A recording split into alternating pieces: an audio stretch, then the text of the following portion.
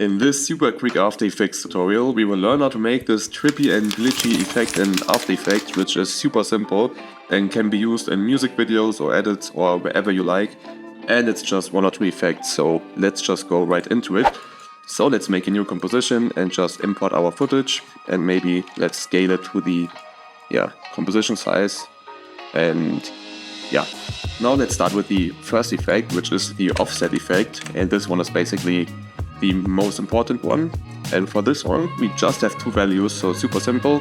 And we first of all want to adjust the shift center to setting a little bit, so we can just bring the footage a bit to the right and maybe a bit to the top, so you can see these points just vary a bit. And now if we would play this, the footage will just stay at that point. But if we now keyframe the blend with original setting, we can see it will switch back to normal and to the new thing. And that's exactly what we want to do. So we can just open up the effect settings down here in the timeline, and now we have to keyframe the blend with original thing. So we can just put in a keyframe for 0 at the beginning and then go forward like 1 second and bring this to 100. And now we can just select both of these and press Ctrl C and go to like 2 seconds and insert them by pressing Ctrl V, and just do this however long you want this effect to take. And just make sure if you want it to stop naturally, we can just go to the end and make sure go a second after and put it to 0 again. And now what we can see, this will just switch from being a bit offset to normal. And because we keyframed the blend with original setting, it's just like it looks a bit glitchy. And I think that's already really cool. We can make it a bit more strong if we like. Maybe we can leave it like that, that's fine for your project. But if you want it to be even stronger, we can duplicate this effect. So just select it and press Ctrl D on your keyboard, which will make an exact copy. And now we can open up the second one, select all these keyframes and just move them to the right, so they're like, this one is like right in center of this one, so they're not parallel but like a bit offsetted again. And for this one we can now change the shift center to setting to a different angle, which should be not that far away but a little bit, so it's just a bit more trippy.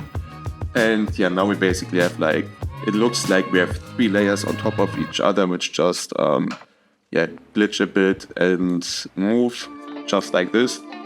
And if I would play this now, you can see this will take some time to pre-render, because lately my After Effects is getting slow a bit, I don't know why.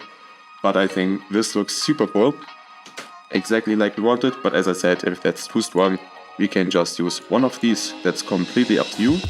And if you want to even enhance it a bit more, which may be a bit too much, but you can also apply a CC time effect.